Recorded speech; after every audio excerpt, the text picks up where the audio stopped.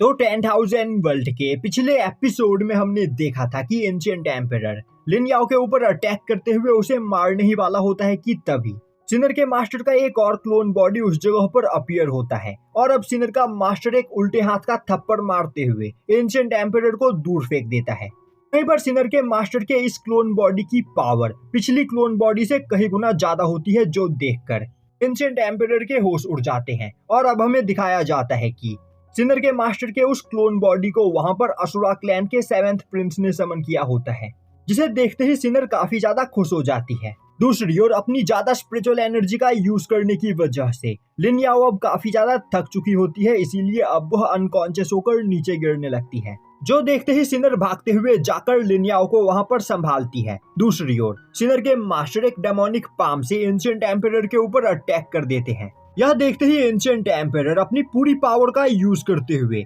उस demonic palm को block करने की कोशिश करता है, पर वह उसे ब्लॉक नहीं कर पा रहा होता है। यह देखते ही एंशिएंट एम्परर अब गुस्से में अपने पैरामॉर्डियल स्पिरिट को समन करता है और अब वह अपने पैरामॉर्डियल स्पिरिट का यूज करते हुए डेमोनिक पाम को डिस्ट्रॉय करने की कोशिश करता है, पर डेमोनिक पाम से टकराते ही उसका पैरामॉर्डियल स्पिरिट डिस्ट्रॉय हो जाता है। यह देखते ही एंशिएंट एम्परर काफी ज्यादा डर जाता है और अब वह अपनी फुल पावर का यूज करते हुए उस अटैक को ब्लॉक करने लगता है, पर धीरे धीरे उसके शरीर की सभी हड्डियां टूटती चली जा रही होती है, जो देखते ही वह अब काफी ज्यादा डर जाता है और अब वह चिल्लाते हुए अपने सीनियर को वहां पर मदद के लिए बुलाता है। तभी उस जगह पर एक पोर्टल खुलता है और अब उस पोर्टल के अंदर से निकलकर असुरा क्लैन का फर्स्ट प्रिंस बाहर आता है, जिसे देखते ही सिनर के बॉडीगार्ड्स के होश उड़ जाते हैं और अब उन्हें समझ में आता है कि आखिर एंशिएंट एम्परर असुरा क्लैन के एंसेस्टर की सोल बॉडी को देखकर भी उनके ऊपर अटैक करने से पीछे क्यों नहीं हट रहा था, क्योंकि उसे यहाँ पर असुरा क्लैन के फर्स्ट प्रिंस का सपोर्ट मिला हुआ है।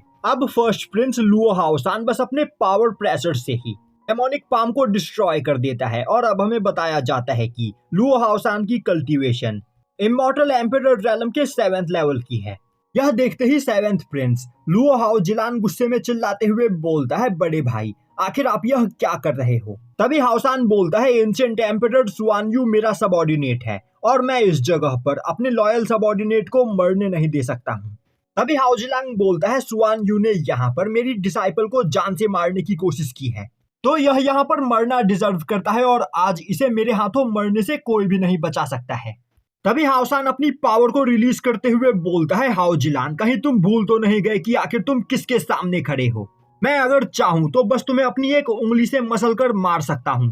अभी भी तुम्हारे पास टाइम है, अपने डिसाइपल्स को यहाँ पर छोड़ दो और यहाँ से चले जाओ। तभी हाओ जिलान चिल्लाते हुए बोलता है, मैं यहाँ से अपने डिसाइपल का बदला लिए बिना नहीं जाऊंगा। आज मेरे हाथों सुआन यू को मरने से कोई भी नहीं बचा सकता है। यह बोलते हुए वह अपने पास से कुछ मून व्हील्स को बाहर निकालते हुए उससे सुआन यू के ऊपर अटैक कर देता है। तभी हाओसान अपने पैरामॉर्डियल स्पिरिट को बाहर निकालता है और अब वह अपने पैरामॉर्डियल स्पिरिट के साथ जजमेंट स्वॉर्ड की पावर को मर्ज करते हुए हाओ जिलान के अटैक को डिस्ट्रॉय कर देता है और अब इस अटैक से हाओ जिलान वहां पर इंजर्ड हो जाता है। वहीं पर वह हाओसान के हाथ में जजमेंट स्वॉर्ड को देखकर काफी ज्यादा हैरान होता है और बोलता है, यह तो हमारे असुरा क्लैन का एक सीक्रेट वेपन है जो एंशिएंट वॉर के दौरान कहीं खो गया था, तो बड़े भाई आखिर यह आपको कहाँ मिला। दूसरी ओर हाओसान के हाथ में जजमेंट स्वॉर्ड को देखकर सुआन यू काफी ज्यादा खुश हो जाता है और हंसते हुए बोलने लगता है, जजमेंट स्वॉर्ड की पावर भले ही यहाँ पर काफी ज्यादा डिक्रीज हो गई है, क्योंकि जजमेंट स्वॉर्ड यहाँ पर डैमेज है, पर इसके बावजूद जजमेंट स्वॉर्ड की कल्टीवेशन इमॉर्टल एम्परर रेलम के 5th लेवल के बराबर है और जब तक मास्टर हाओसान के हाथ में यह स्वॉर्ड है तब तक मास्टर हाओसान को असुरा क्लैन का अगला पैट्रियार्क बनने से कोई भी नहीं रोक सकता है। तो अब मुझे यहाँ पर डरने की कोई जरूरत नहीं, मैं इस जगह पर जिसे चाहूँ उसे मार सकता हूँ, मास्टर हाओसान मुझे प्रोटेक्ट करेंगे। यह सोचते हुए वह सिनर के ऊपर दोबारा से अटैक करने के लिए आगे बढ़ता है। अब हाओ जिलान यह देख लेता है और अब वह सिनर को प्रोटेक्ट करने के लिए आगे बढ़ने लगता है, पर तभी हाओसान उसके ऊपर काफी खतरनाक ग्रेविटेशनल फोर्स डालते हुए उसे एक ही जगह पर फ्रीज कर देता है और अब वह बोलता है, हाओ जिलांग तुम मेरे 7th ब्रदर हो, इसीलिए मैं तुम्हें यहाँ पर मारना नहीं चाहता हूँ, तो हमारे बीच में मत आओ। दूसरी ओर सिनर के दोनों बॉडीगार्ड्स सुआन यू के डेमोनिक चेन्स को ब्लॉक करने की कोशिश करते हैं, पर वह दोनों ही वहां पर काफी ज्यादा इंजर्ड हो जाते हैं, जो देखते ही सिनर भी अब अपनी पूरी पावर का यूज करते हुए उन डेमोनिक चेन्स को ब्लॉक करने लगती है, पर वह भी वहां पर इंजर्ड हो जाती है। तभी सुआन यू हंसते हुए बोलता है, सिनर मैं तुम्हें मारना नहीं चाहता हूँ क्योंकि तुम मेरी टारगेट नहीं हो। मेरी टारगेट वह बच्ची है और उसी को मारने के लिए मुझे यहाँ पर समन किया गया था। यह बोलते हुए वह लिन याओ के ऊपर अटैक कर देता है। यह देखते ही लिन याओ वहाँ पर काफी ज्यादा डर जाती है और अब वह उस जगह पर अपनी मौत को एक्सेप्ट कर लेती है। तभी वहाँ पर एक काफी बड़ा ब्लास्ट होता है और अब लिन याओ अपनी आंखें खोलती है तो उसके सामने लिन फेंग खड़ा होता है जिसने उन सभी डेमोनिक चेन्स को डिस्ट्रॉय कर दिया होता है। अब डेमोनिक चेन्स के डिस्ट्रॉय होने के प्रेशर से सुआन यू दूर जाकर गिरता है और अब वह सोचने लगता है आखिर अब यह पर्सन कौन है।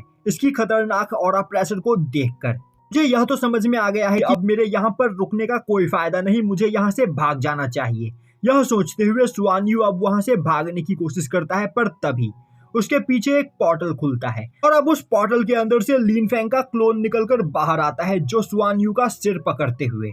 उसे अपनी ओर खींचता है और बोलता है क्या तुम्हें पता है कि तुमने मेरी डॉटर के ऊपर अटैक करके कितनी बड़ी गलती की है। यह बोलते हुए वह सुआन यू की पूरी बॉडी को डिस्ट्रॉय कर देता है। अब सुआन यू की बॉडी के डिस्ट्रॉय होते ही उसकी बॉडी के अंदर मौजूद पैरामॉर्डियल एसेंस उस जगह पर चारों ओर फैल जाते हैं जो देखते ही सिनर के बॉडीगार्ड्स के होश उड़ जाते हैं और अब वह दोनों आपस में बात करने लगते हैं आखिर यह पर्सन कौन है। इसने बस अपने एक ही अटैक में सुआन यू की पूरी बॉडी को डिस्ट्रॉय कर दिया। दूसरी ओर लिन फेंग को देखते ही सिनर उसे पहचान जाती है और अब वह वहाँ पर काफी ज्यादा खुश होती है। तभी वहाँ पर एक और पोर्टल ओपन होता है और अब उस पोर्टल के अंदर से निकलकर थंडर ड्रैगन बाहर आता है जो पलक झपकते ही सुआन यू के सभी पैरामॉर्डियल एसेंस को अपने जेड बटरफ्लाई के अंदर एब्जॉर्ब कर लेता है। दूसरी ओर लिन याओ काफी ज्यादा इंजर्ड होती है और अब वह अनकॉन्शियस होकर नीचे गिरने लगती है। तभी टियांची भागते हुए आकर उसे वहां पर नीचे गिरने से बचाता है और अब वह लिन याओ को डिवाइन लिक्विड की एक बोतल देता है जिसे पीकर लिन याओ अपनी सोल एनर्जी को वहां पर रिकवर कर सकती है। दूसरी ओर लिन फेंग को देखते ही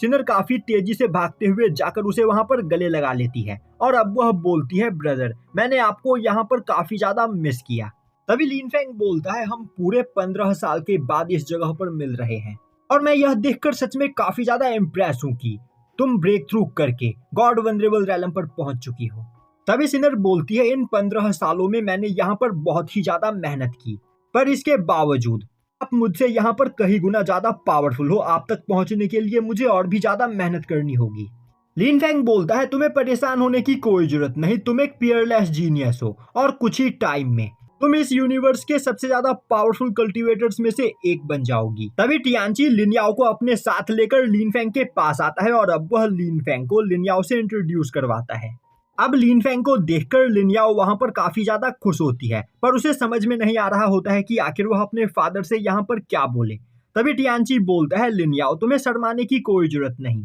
अब हमें यहाँ पर फादर मिल चुके हैं और फादर ने हमसे प्रॉमिस किया है कि अब वो हमें कभी भी अकेला नहीं छोड़ेंगे। तभी लिनान्यू और लिनजाओयू भागते हुए लिन याओ के पास आती है और अब वह दोनों भी खुद को लिन याओ से इंट्रोड्यूस कराती है और उसे बताती है कि वह दोनों ही लिन याओ की बड़ी बहनें हैं तो आज से लिन याओ को उनकी सभी ऑर्डर्स को फॉलो करना होगा। और तभी साउटियान बीच में आते हुए बोलता है मेरा नाम साउटियान है और मैं तुम चारों का बड़ा भाई हूँ तो तुम्हें मेरे ऑर्डर्स को फॉलो करना होगा। पर लिनजाओयू उसका चोंच पकड़ते हुए उसे वहां से दूर फेंक देती है। दूसरी ओर हाओ जिलांग हाओसान से अभी भी फाइट कर रहा होता है पर हाओसान हाओ जिलांग को काफी बुरी तरीके से इंजर्ड करते हुए दूर फेंक देता है और अब वह लिन फेंग की ओर देखते हुए बोलता है बच्चे आखिर तुम्हारी हिम्मत कैसे हुई मेरे सबऑर्डिनेट को यहाँ पर इतनी बेरहमी से मारने की। तुम्हें नहीं पता है कि तुमने यहाँ पर कितनी बड़ी गलती की है तो आज मैं तुम्हारी बॉडी के साथ साथ तुम्हारी सोल को भी डिस्ट्रॉय कर दूंगा। यह बोलते हुए वह अपने जजमेंट स्वॉर्ड का यूज करते हुए लिन फेंग के ऊपर अटैक कर देता है। तभी लिन फेंग का क्लोन जजमेंट स्वॉर्ड के सामने आ पहुंचता है और अब वह बोलता है तो मेरी डॉटर को इस जगह पर तुम्हारा सबऑर्डिनेट बुली कर रहा था और तुम खड़े होकर चुपचाप यह सब कुछ होते हुए देख रहे थे, तब तो तुम भी यहाँ पर मरना डिजर्व करते हो। यह बोलते हुए लिन फेंग का क्लोन अपने इमॉर्टल किलिंग स्वॉर्ड को बाहर निकालते हुए एक ही अटैक में जजमेंट स्वॉर्ड को डिस्ट्रॉय कर देता है। यह देखते ही हाओसान के होश उड़ जाते हैं। तभी वह चारों इमॉर्टल स्वॉर्ड काफी तेजी से उड़ते हुए आकर हाओसान के पैरामॉर्डियल स्पिरिट को भी डिस्ट्रॉय कर देते हैं जिससे हाओसान उस जगह पर काफी बुरी तरीके से इंजर्ड हो जाता है और अब वह वहां से भागने का रास्ता ढूंढने लगता है। तभी लिन फेंग जेड बटरफ्लाई का यूज करते हुए उस जगह पर एक फॉर्मेशन बैरियर बनाता है अब वह उस फॉर्मेशन बैरियर के अंदर हाउसान को कैद कर देता है, जिससे हाउसान वहां से बचकर भाग ना सके। और अब वह दोबारा से इमॉर्टल किलिंग स्वॉर्ड्स का यूज करते हुए हाउसान के ऊपर अटैक करने लगता है, जो देखते ही हाउसान काफी ज्यादा डर जाता है। और अब वह अपने पास से एक इमॉर्टल लोटस को बाहर निकालते हुए उसके अंदर अपनी जान बचाने के लिए जाकर छिप जाता है। तभी लिन फेंग इमॉर्टल किलिंग फॉर्मेशन को एक्टिवेट करता है और अब उस फॉर्मेशन के अंदर से लगातार कई सारे इमॉर्टल किलिंग स्वॉर्ड्स निकलकर बाहर आते हैं, जो लगातार इमॉर्टल लोटस के ऊपर अटैक करते हुए उसके सभी पेटल्स को वहां पर डिस्ट्रॉय करने लगते हैं, जिससे अब हाउसान उस लोटस के अंदर से निकलकर बाहर आ जाता है। जिसके बाद लिन फेंग लगातार उसके ऊपर अटैक करते हुए धीरे धीरे उसकी बॉडी को डिस्ट्रॉय करने लगता है, जो देखते ही हाउसान चिल्लाते हुए बोलता है, बेवकूफ, तुम्हें नहीं पता है कि तुम यहाँ पर कितनी बड़ी गलती कर रहे हो। मैं असुरा क्लैन का फर्स्ट प्रिंस हूँ, साथ ही साथ मैं असुरा क्लैन का होने वाला नया पैट्रियार्क हूँ, तो तुम मुझे इस जगह पर नहीं मार सकते हो। तभी लिन फेंग बोलता है, तुमने यहाँ पर मेरी सिस्टर और डॉटर को जान से मारने की कोशिश की है, तो तुम यहाँ पर मरना डिजर्व करते हो। और अगर तुम असुरा क्लैन के पैट्रियार्क भी होते तब भी तुम्हें मेरे हाथों मरने से कोई नहीं बचा पाता। यह बोलते हुए लिन फेंग इमॉर्टल किलिंग स्वॉर्ड से लगातार अटैक करते हुए हाउसान को उस जगह पर टॉर्चर करने लगता है, जो देखते ही हाउसान दर्द के मारे चिल्लाते हुए अपने फादर को वहां पर बुलाने लगता है। अब हाउसान के चिल्लाने की आवाज सुनते ही उसका फादर, जो कि असुरा क्लैन का पैट्रियार्क है, स्पेस लेयर को डिस्ट्रॉय करते हुए उस जगह पर आ पहुंचता है। और अब वह गुस्से में बोलता है, आखिर कौन है जो इस जगह पर मेरे बेटे को जान से मारना चाहता है। अब असुरा क्लैन के पैट्रियार्क को देखते ही थंडर ड्रैगन काफी ज्यादा डर जाता है, क्योंकि असुरा क्लैन का पैट्रियार्क एक ancient emperor realm power house होता है। और अब थंडर ड्रैगन काफी तेजी से उस जगह पर मौजूद अपने सभी साथियों को अपने साथ लेकर जेड बटरफ्लाई के अंदर छिप जाता है। तभी असुरा क्लैन का पैट्रियार्क बस अपना एक कदम आगे बढ़ाते हुए जेड बटरफ्लाई के द्वारा क्रिएट किए गए बैरियर को डिस्ट्रॉय कर देता है। साथ ही साथ उसके पावर प्रेशर से लिन फेंग का क्लोन भी अब अपनी जगह से हिल नहीं पा रहा होता है। अब अपने फादर को देखते ही हाउसान काफी ज्यादा खुश हो जाता है और अब वह चिल्लाते हुए बोलता है, फादर, इस पर्सन ने मेरे सबऑर्डिनेट स्वान यू को जान से मार दिया और यह यहाँ पर मुझे भी जान से मारना चाहता है, तो प्लीज यहाँ पर इससे निपटने में मेरी मदद कीजिए। यह सुनते ही असुरा क्लैन का पैट्रियार्क गुस्से में लिन फेंग की ओर देखता है और यहीं पर यह एपिसोड खत्म हो जाता है।